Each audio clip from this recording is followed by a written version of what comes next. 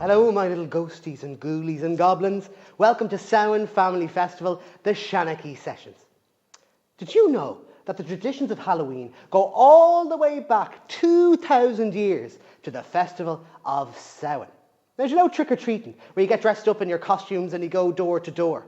Well, back in the day, they used to dress up in special costumes to confuse the spirits who would come through on Samhain because the veil between this world and the next was thinnest on that day. And they used to leave treats out on their back doorstep so that the spirits would pass over their house and to the next. Now, Irish people went all over the world and they brought these special traditions with them. Another tradition they brought is that they used to carve turnips. Did you know that there was no pumpkins in Ireland? There was only turnips. Can you imagine? So they'd carve out the turnip and put a scary face in it, and they'd put a little light inside on Halloween. Now, my favourite tradition of all is telling spooky stories by the fire. Would you like to hear some spooky stories today? Are you sure? Right, let's go.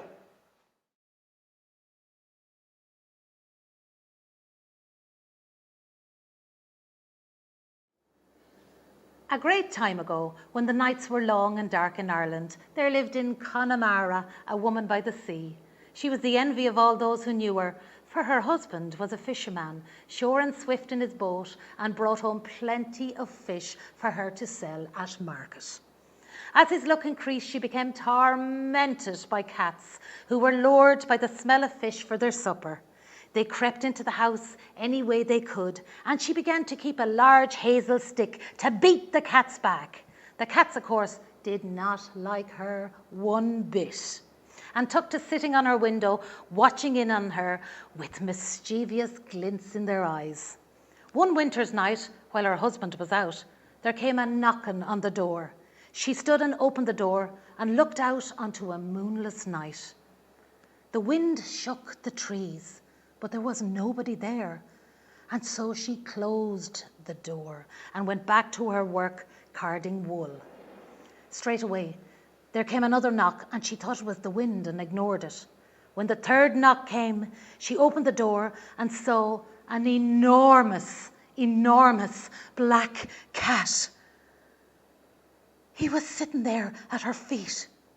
The cat just looked up and walked into the house and took his ease by the fire. When the woman ran for her stick, the cat remained as he was and watched her with a smile. Then he blinked slowly and licked his lips and said, "It is about time you brought me my supper." The woman stared at the cat and was stupefied.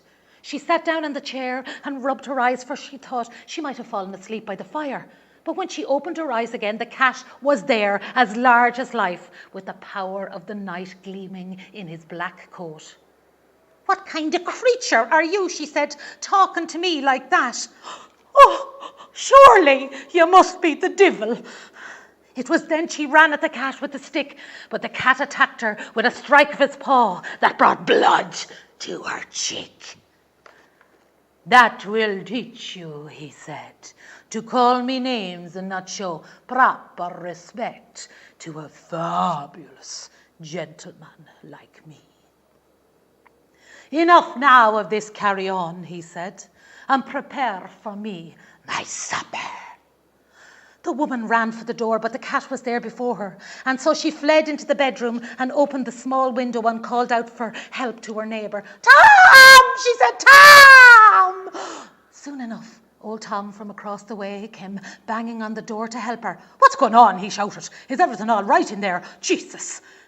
The woman watched from the bedroom as the cat calmly went to the door and opened it, then flew at the man and tore the man's face with both paws until he could hardly see a thing.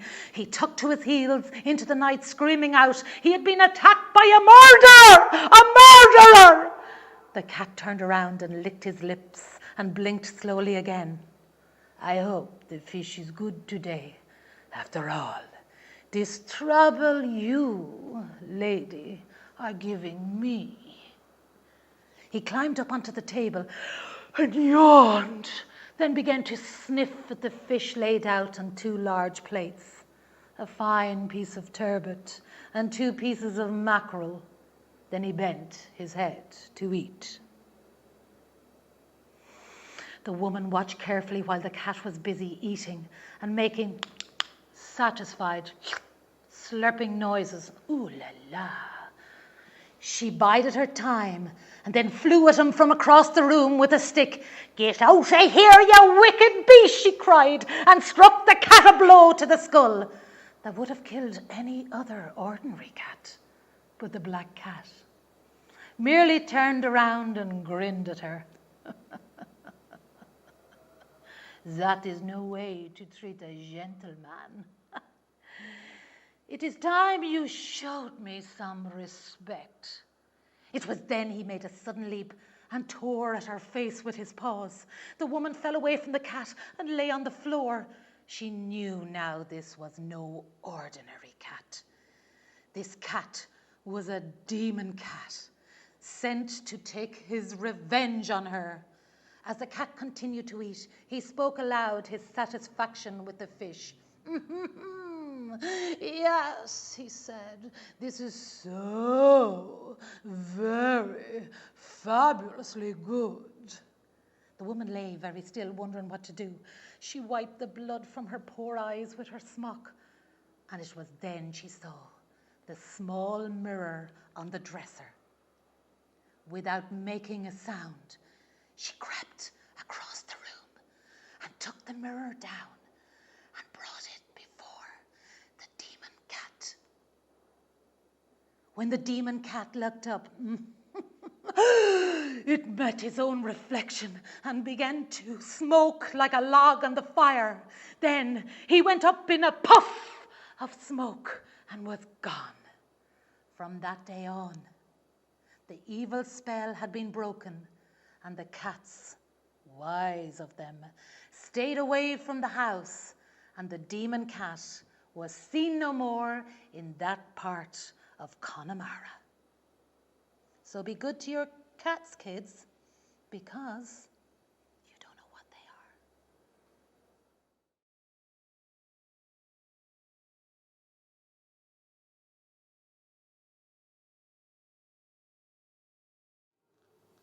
Has anyone ever heard of the banshee? Well, banshees are the baddest gals in all of Ireland. Coming across a banshee is a sign of bad luck, and the banshee is known for bringing people the worst news. There's a few key signs to know if you've come across a banshee and not just any old ghoul. Banshees look very scary. They dress in black from head to toe. They grow their hair all the way to the ground. Most importantly though, banshees have to sound scary. Banshees are famous for their horrifying howl, but no 2 banshees ever sound the same. Some sound like a wolf when the full moon is high in the sky. Some sound like a kettle whistling when the water is boiling hot. Some sound like a gale-forced wind whipping through the trees. Even though every banshee is unique in her own special way, they all have one thing in common. They love giving bad news. Banshees have a superpower, you see. They can see the future. So if something bad is about to happen, the banshee appears out of nowhere with a terrifying howl to tell you, "You're going to step in dog poo today, woo!" And sure enough, later that day, you're walking along the road, minding your own business, and squish! Or they'll hide in a tree outside your school, and with a withering wail, they'll tell you, "You're going to have homework this weekend, woo!" And before you know it, you're knee-deep in your 8 times tables on a sunny Saturday. Banshees have a wicked sense of humour, you see. They get a kick out of being the bearers of bad news. There's nothing more hilarious to the banshee than seeing the look of terror suddenly spread across a smiling face as they give you a shock. But not all banshees are bad. Oh no. This is a story about a banshee who changed the world of scaring forever. Settle in, Babbas, and we'll tell you a story about a little banshee named Bridget. Bridget came from a long line of strong and spooky women. Her mammy was a banshee, her granny was a banshee, and her great-granny, and her great-great-granny, and her great-great-great... I think you get the picture. Every year, the banshees all gather and have a special celebration called Samhain. This has been a banshee tradition for 2,000 years, where they kick off their spooky season. In October, the summer is long over, and the days get shorter and shorter, and the nights get longer and darker. Banshees do their best work in the dead of night, when the moon is nowhere to be found. This year was going to be no different. Every banshee in all of Ireland had spent the whole year combing out their long green hair and practicing their horrifying howls in preparation for the special day. Now, Bridget was dreading Samhain that year. It was a special one for Bridget. It was her 18th birthday, which meant that it was time to sit her scary cert exams. This was the ultimate test for any young banshee, to make sure that she had the chops to be the bearer of bad news. There are 3 tests in the scary cert. Number 1, the scariest face. Number 2, the horrifying howl. And number 3, the test of the dark woods. Bridget was rubbish at all 3. No matter how hard she tried, if she tried to look scary, her friendly smile would betray her, and she'd end up making friends with the person she was trying to scare. Her howl was more of a friendly, "Hey, how's it going?" than a woeful wail. And most importantly, Bridget was absolutely terrified of the dark. Bridget tried her very best to be scary, but she couldn't help it. She hated giving people bad news. When she saw someone who was scared or sad, it made her sad too. Now, Bridget's granny, Biddy the banshee, was at her wit's end. "I've never seen anything like it. A banshee who's afraid of her own shadow. What'll we do with you at all?" she said as she fussed about the kitchen, making up a potion in her cauldron. Bridget sighed with her head in her hands. "I'm sorry, Granny. I don't know what to do. I just don't have the nerve to give people bad news. It makes me so sad to see people upset." Granny rolled her eyes as her potion began to froth and bubble. "Enough of that nonsense now, Gerline," she snapped, taking a long sip of her concoction from a big wooden spoon. "Your scary cert is only a few days away, and we need to whip you into shape. It's time to pull out the big guns. Right, step 1, let's work on your scary face. On the count of 3, I want to see your best, twisted, most terrifying face. 1, 2, 3. Bridget tried to look terrifying, but all she could do was smile. "Can you help Bridget make a scary face?" "Okay, on the count of 3, I want you to show me your best scary faces. You ready? 1, 2, 3. Oh, goodness, those are very scary faces." Now, Bridget was getting very frustrated. Granny, this is no use," she huffed. "Being scary just doesn't come naturally to me." Granny pulled a family photo album down from a dusty shelf. She flicked through the pages. "Nonsense, Bridget. Look at these photos. You come from a long line of strong and scary women. It's in your bones, my love. You just need to find it. Now, let's work on that horrifying howl." Granny brought Bridget out to the beach on a blustery day. Bridget could hear the wind whistling. It sent a chill down her spine. Granny told her to listen to the wind and do her very best to copy the sound. But when she tried to sound like a terrifying gust of wind, all that came out was a whimper. "Bridget, get up out of that. You sound like a simple little puppy when you need to sound like a fearsome wolf. Like this. Granny leaned her head back towards the sky and let out an almighty shriek that scared Bridget half to death. She turned on her heels, ready to run home, but Granny caught her by the scruff of the neck. Not so fast, Mrs. Magoo, Granny said. I'm not quite done with you yet. There's still the test of the dark woods. This was the part that Bridget was dreading the most. Never mind the fact that she'd a big, sweet, friendly face, or the fact that her horrifying howl was more of a yellow-bellied yelp. She was absolutely terrified of the dark. The test of the dark woods was the most important of all. The dark wood was full of ghosties and ghoulies, creepies and crawlies, things that nightmares are made of. Any banshee worth her salt would be able to spend 1 hour alone in the dark wood without a candle. Granny explained that all she needed to do was spend 1 hour alone in the woods and she'd be well on her way to becoming the baddest banshee in town. Granny wished her luck, gave her a kiss on the cheek, and then disappeared into the trees. Bridget was left alone in the pitch black. The trees were so thick and dense without a single ray of sunlight peeking through the canopy. All was still and silent until Bridget heard a rustling in the hedgerow. Who's there? She called out, trying her best to sound brave. A ghost, a ghoul, a goblin, whatever you are, I'm not scared of you. I'm a banshee, and banshees are the baddest baddies in town. The rustling got louder and closer. Bridget started to sweat. She gave herself a pep talk, remembering the advice that Granny gave her. Deep breaths, Bridget. If anything tries to scare you, you just clap back with a horrifying howl and you'll send them packing. Suddenly, Bridget felt something breathing down her neck.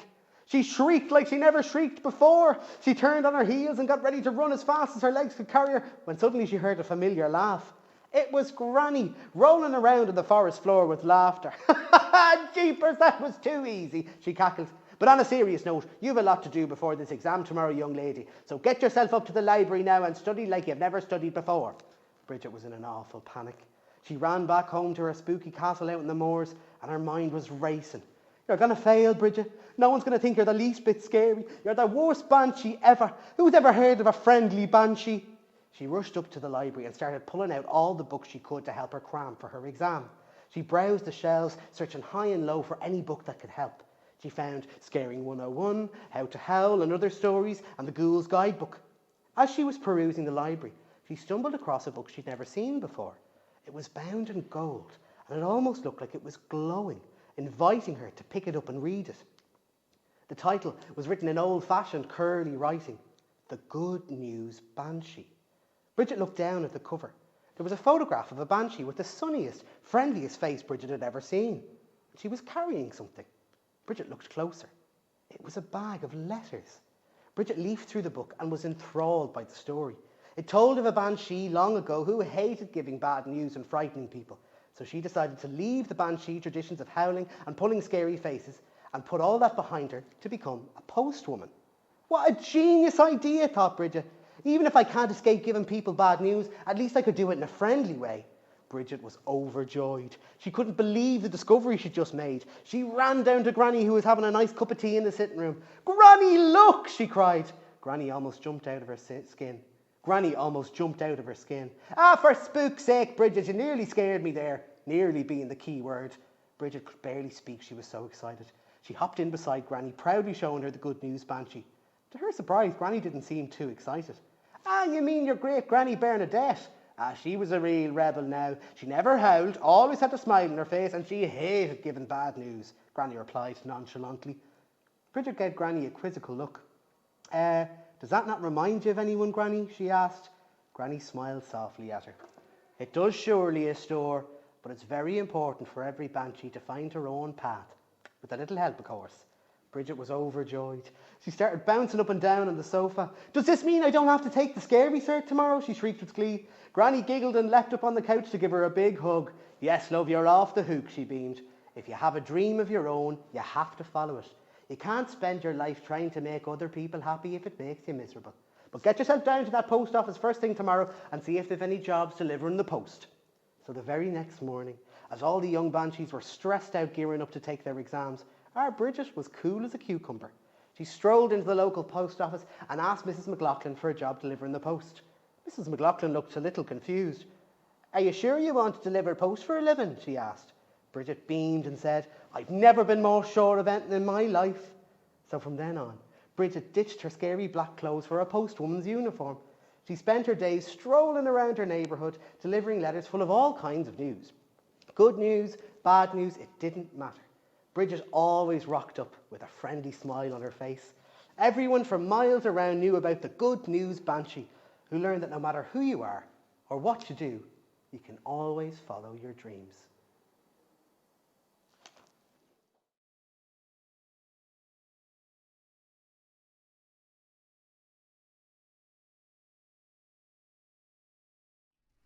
The Piper and the Pooka. In the days of old, there lived a man who was half a fool and who thought himself a great piper, though he could only play one tune. He went around with his cap before him, playing the Black Rogue over and over, and the gentlemen in the drinking shops used to get a great laugh out of him.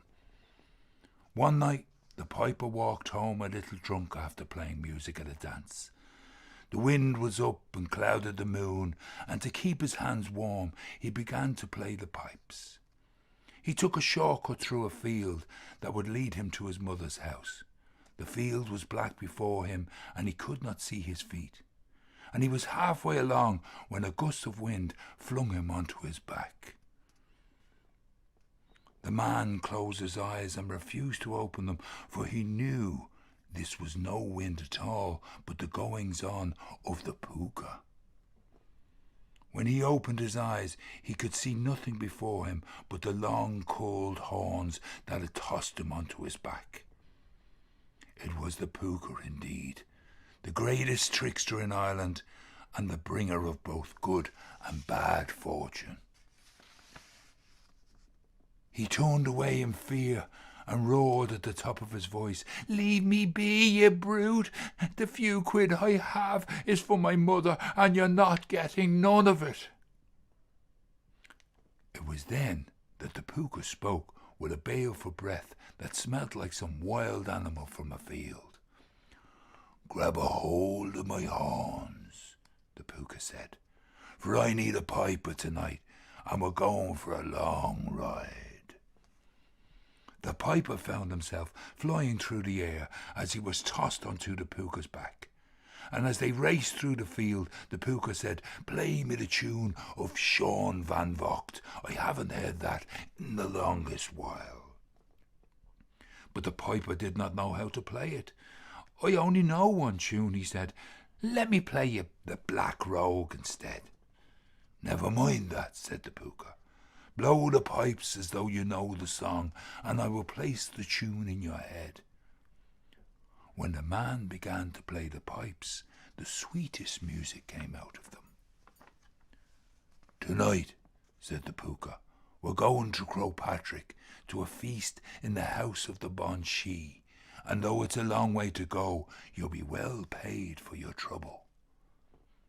As Ireland lay under the shadow of night, they flew across the hills and the boglands, and in no time at all they had reached the top of Crowpatrick. The Pooka struck 3 blows with his horn at the door of the house of the banshee, and it opened onto a room that did not seem to belong to the mountain at all. Inside, the piper saw hideous old women with long streaming hair sitting round a great table. "We bid you welcome," said one of the banshee, taking a comb from her hair. "Who is this you have brought to our door?" "For your feast tonight," the Pooka said, "I have brought you the greatest piper in Ireland." A strange energy entered into the piper's hands as he began to play, and he knew every song in the land. The banshee women began to dance and did not let up until sunrise. When the feast was over, the Pooka tossed the piper onto his back. "Come along now," said the Pooka. "It's time we got home, but first the piper must be paid." At that, the banshee women each placed a coin into the piper's hand, and he stamped his foot and shouted aloud, "I'm as rich as the son of a lord." As Ireland came under the light of the sun, they flew across the hills and boglands, and in no time at all the pooka dropped him off at the edge of the field in front of his mother's house. The piper knocked on his mother's door and woke up from her bed. "Let me in," he said. "I'm as rich as the son of a lord, and I'm the greatest piper in Ireland." His mother opened the door and met him with a scornful look. "You're drunk," she said, "and you're covered in muck. Go wash and go to bed." But the piper stood before her and shook his head. "Not until you hear the music I have to play." He brought up the pipes and began to play, but instead of sweet music, an awful screeching clatter came out of them, and his mother fell around laughing at him. "And what about your great wealth?" she said. "I suppose you're going to buy me a new house?" She watched the piper reach into his pockets, but all he could find was stones covered in muck. "You're some fool for a mother to have to put up with," she said. "Now go to bed and don't wake me up again." The end.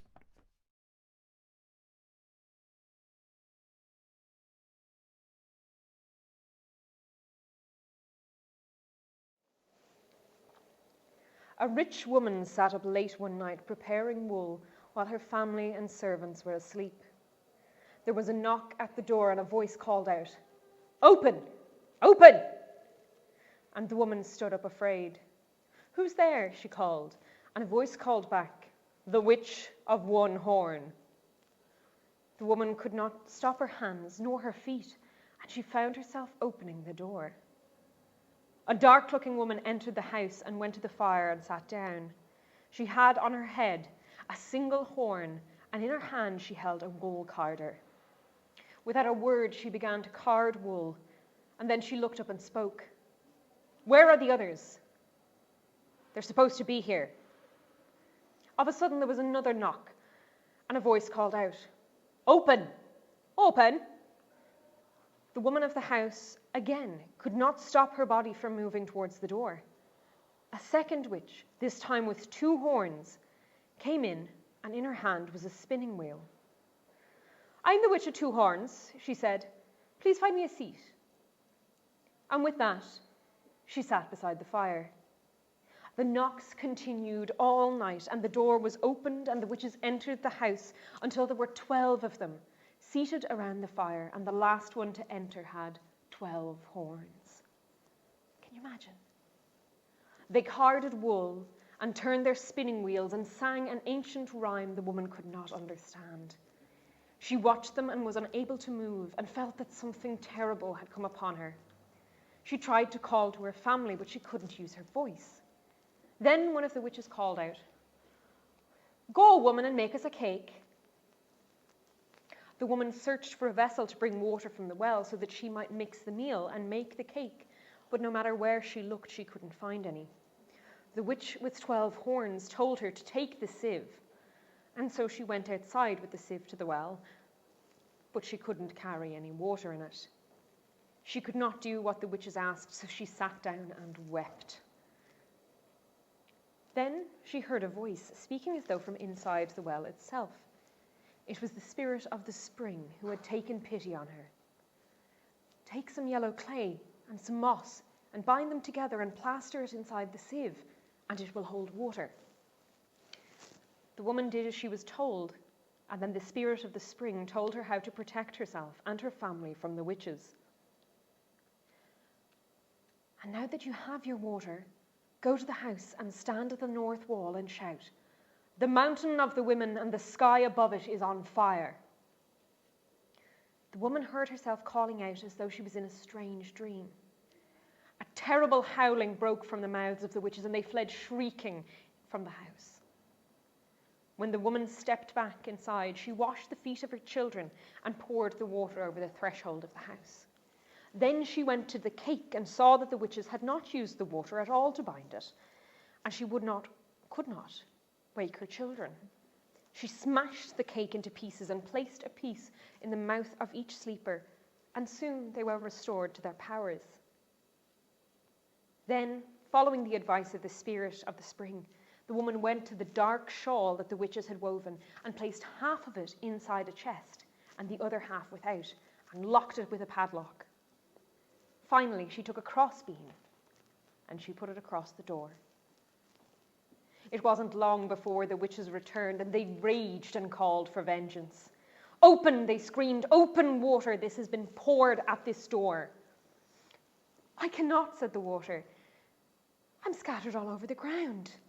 "Open," they roared, "open, wood and tree placed across this door." "I can't," said the beam, "for I'm fixed firmly before the door, and I cannot move." "Open," they shouted, "open, cake that we made with blood."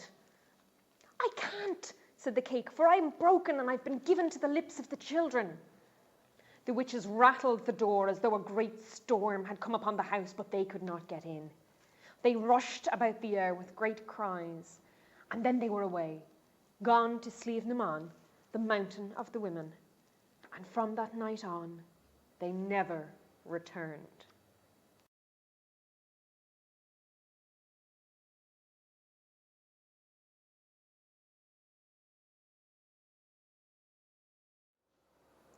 Long ago, in the dark ages of Ireland, there lived in County Derry a cruel chieftain by the name of Aortach. The man, it was said, was a blackguard and a sorcerer, and he was hated by his people for the way he treated them. When there was a famine on the land, he continued to take from them a portion of the harvest as tax. When their children were born, he demanded a price. When their daughters were to be married, he demanded they first visit his house, where he took from them a piece of their treasure. "This tyrant is sucking our blood and bleeding us dry," the people said. But they were afraid of doing him harm because it was said he had magical powers. But the day came when the people had enough, and two men left the lands of Aortach and visited a neighbouring chieftain called Cahan, who was great in war but kind to his people. "We need this cruel man dead," they said, "and will pay any price if you can help us." "I never liked Aortach and the way he treated his people," Cahan said, "so I will do this for you myself. But the price I want you to pay is that you will place a great stone on Aortach's grave as a monument to his tyranny, so that the people will never forget him." A deal was made, and Cahan came to Aortach's lands and waited for him under a hawthorn tree. Aortach passed by, rubbing his hands, and it was then that the chieftain struck him. Down went Aortach, and the people buried him that night 6 feet in the ground, and there were cries of joy in the land. But the next morning, Aortach was back, as though no harm had been done to him, and he came knocking on the door of every house with an empty bowl. "You said I was bleeding you dry," he said. "Now I will show you the meaning of that." The people didn't know what to do, and so they filled his bowl. But word soon reached Cahan, and he returned with an axe in hand. He waited again under the hawthorn tree and felled Aortach with one powerful blow, then dropped him into a hole 12 feet in the ground and buried him. "That'll be the end of you now," he said. But the next morning, Aortach was back, as though no harm had been done to him, and this time his anger was worse. "When I came around with my bowl," he said, "you filled it half full last time, but that's not good enough for me now. This time you will fill my bowl to the brim." The people didn't know what to do, and so they filled the bowl, and the people began to grow sick. Word reached Cahan, who grew upset that this was still going on, and he went to visit an old druid for his wisdom. "That Aortach is a dangerous man," the druid said, "and he's making use of his sorcerer's powers. The only way to stop his magic and get rid of him for good is to kill him with a sword made of yew wood and to bury him upside down." The next day, Cahan called to Aortach's house and found him drinking from his bowl. Aortach looked him up and down with a bloody smile and said, "What is it you have planned for me now?" Cahan felled him there and then before Aortach had time to stand up, and he took the body to a grave on a hill and buried him upside down. From that day on, Aurtuch's magic was gone, and he was never seen again.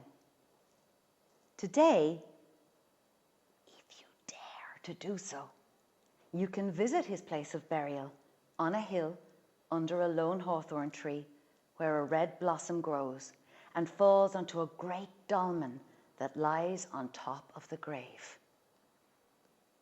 If you dare. I wouldn't. Much too scary.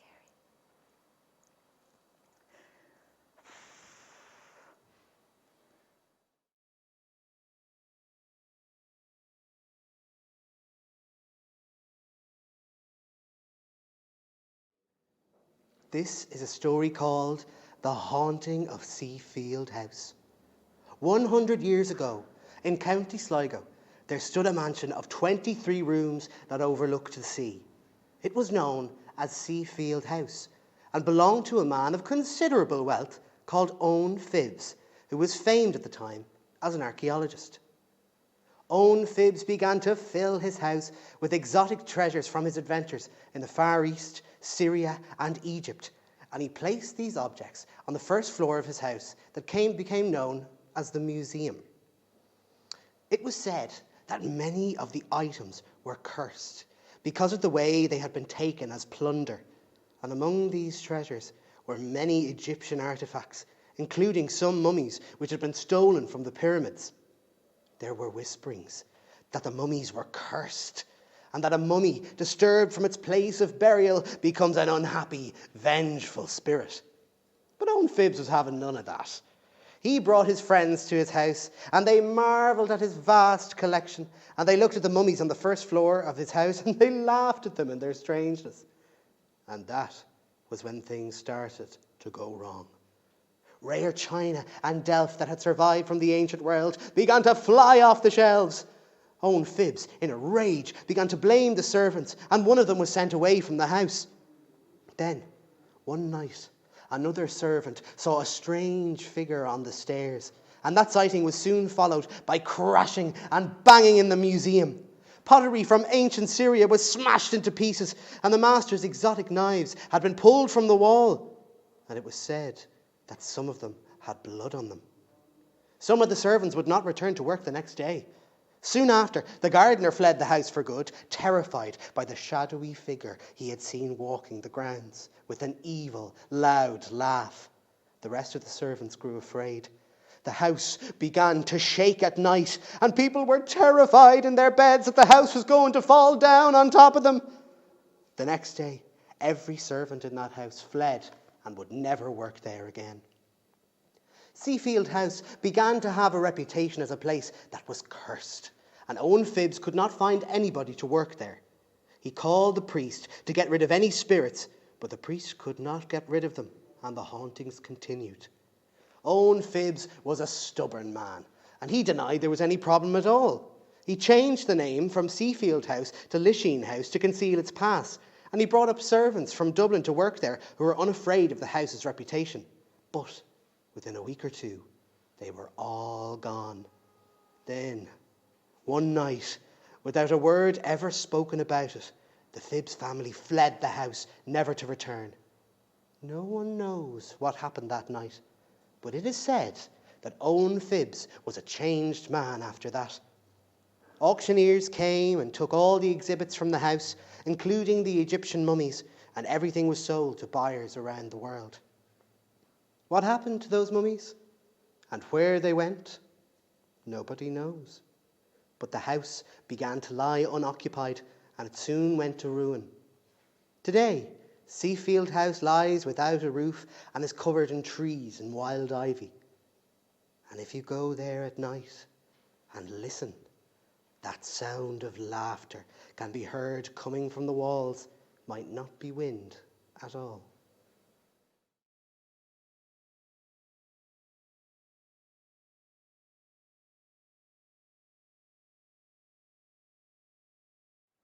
The Dullahan.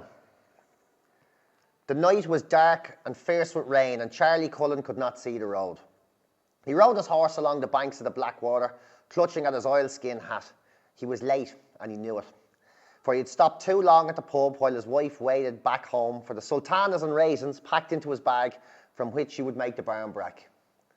As Charlie rode, he looked towards the quarter moon in the hope it would break free and brighten the road.